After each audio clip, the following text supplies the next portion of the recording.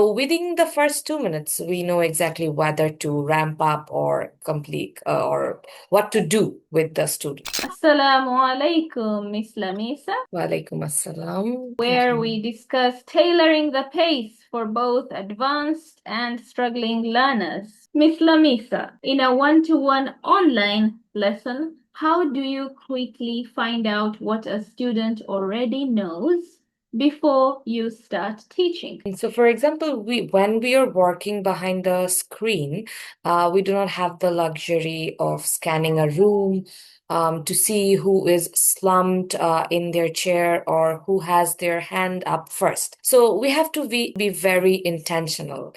So instead of opening a session with a dry, intimidating pre-task, we start with a quick, low-stakes diagnostic task or an interactive warm-up. For example, think of an act as a low-floor, high-ceiling game. So if I put up a single image or a multi-tiered question and ask that, what do you notice here? So by observing how they approach their first interactive slides, we can instantly read their baseline and look at that how they are or the zone of proximal development without making them feel steady or feel tested.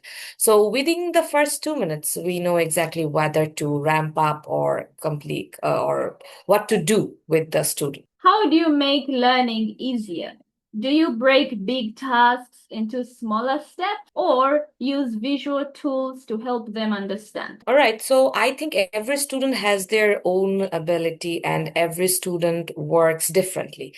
So when a student is catching up or looking for a wall of text or a massive, then multi-step problem on a screen can trigger them instant anxiety. So it feels like looking for a mountain that they can't possibly climb. So as a teacher, I prefer to use our digital toolkit to build a safe ladder. So we do this through a visual chunking or micro tasks instead of showing the whole problem.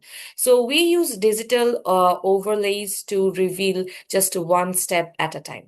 Sometimes I personally use color coded steps for examples, always highlighting the operations in blue or in green so that it can reduce the cognitive load or to give them eyes to clear place the land.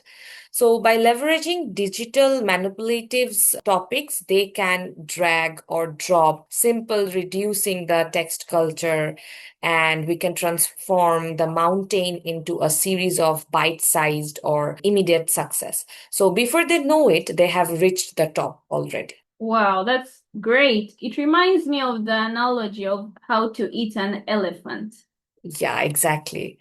We're so proud to have you here with us, Thank you so Miss much. Lamisa. Assalamu alaikum. Walaikum assalam. Assalamu alaikum.